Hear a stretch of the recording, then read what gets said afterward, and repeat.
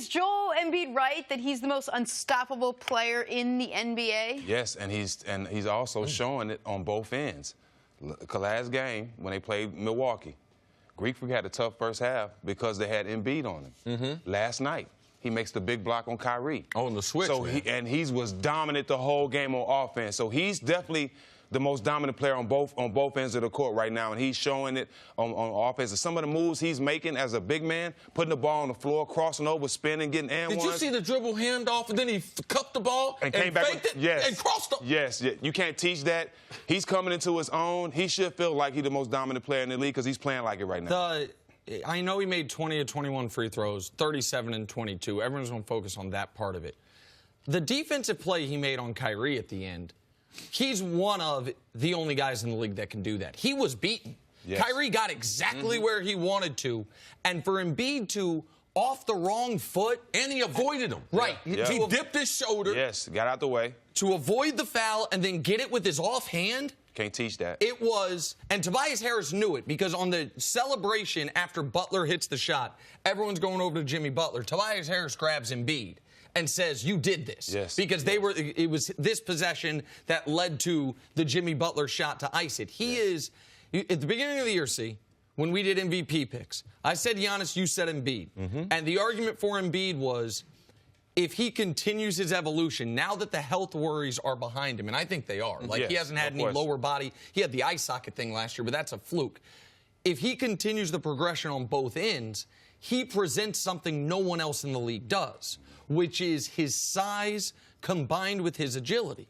This is where the soccer background helps him. This is where you saw the Akeem comparisons when he was at the University of Kansas, because he's a big man that runs well. Sometimes you watch these oversized guys run up and down the court, and you're like, okay, well, that's not, they're going to have a ceiling because they're lumbering or they're not smooth. He runs like a 6'7" guy. His footwork is great. It's unbelievable. And that's where Shaq was when Shaq was young. Yeah. Shaq ended up gaining weight, but the thing that Joel Embiid had, man, he's got that handle.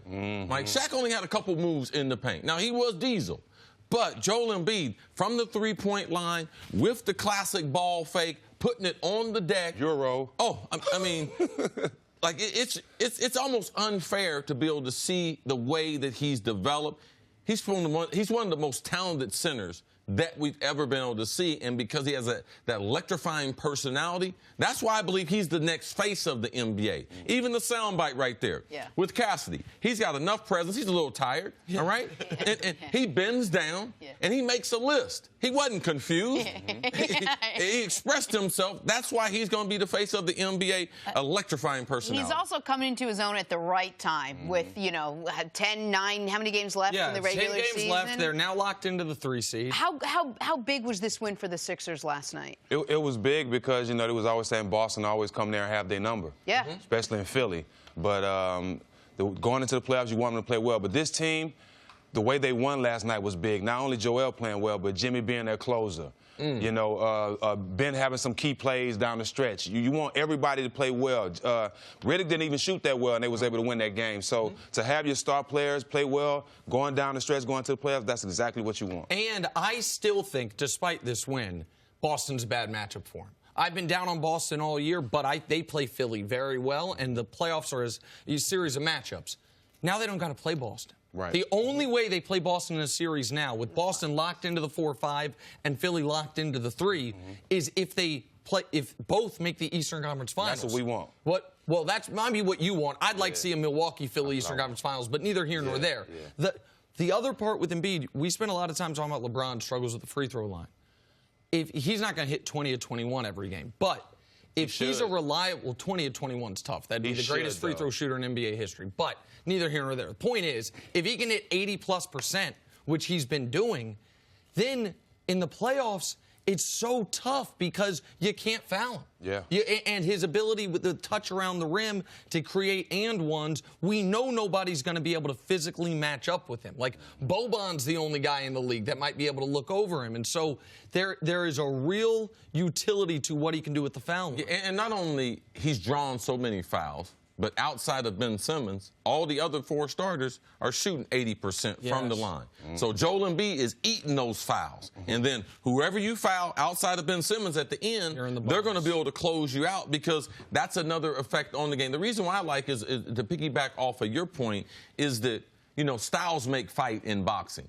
But if you're going to be a great team, you need to have a certain style. Joel Embiid going to grind it out for the first 3 quarters, and Jimmy Butler's going to be able to close them out. We need to give Philly credit, too, that they've grown. They've made a couple different trades. But since the November 12th trade of Jimmy Butler, man, he's increased his scoring every month. Starting in the month of December at 5.3. Now he's up in March to 7.8 scoring in the 4th quarter. Right. So when you get those defined roles, it becomes easier for Ben doesn't have to score. He doesn't have to run the team in the 4th quarter. J.J. Redick knows his role. Tobias knows his role. So I'm with you. Is the style for which they won, I believe, was very important. And to have now you have Tobias and Jimmy. You got 2 defenders on that wing now going into the playoffs that they didn't have at the beginning of the season. So all that's a plus for them.